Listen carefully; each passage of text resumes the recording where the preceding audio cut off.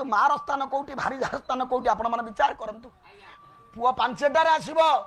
माँ को 3टा बेलू निद हबनी आज्ञा माँ गोटा जगार 3टा बेलू बसी पारिबनी बाइया पुओ मो जाई अछि केने दांड द्वारे माँ चाहेणे तेणे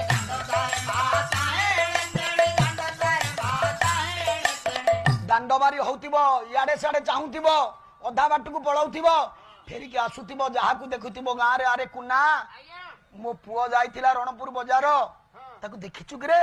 कोला पेटे खाइतिले मोटे खाई नाही माँ कहूतिबो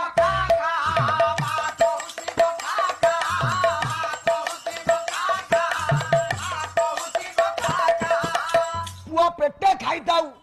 जति माँ की देखिनी आ गया माँ कहब मो बाई हेटा पेट पुरीनी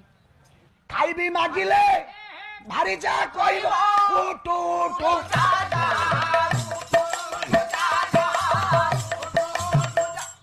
आपण सकाळू अल्प दीटा खाई स्कूल को जाई थांतु मु मोरी कथा कहूची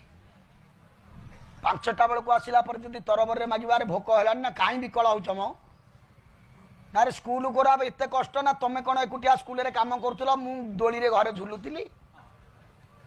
देखंतु कोटा मार अंतर कोटा स्त्री रो मन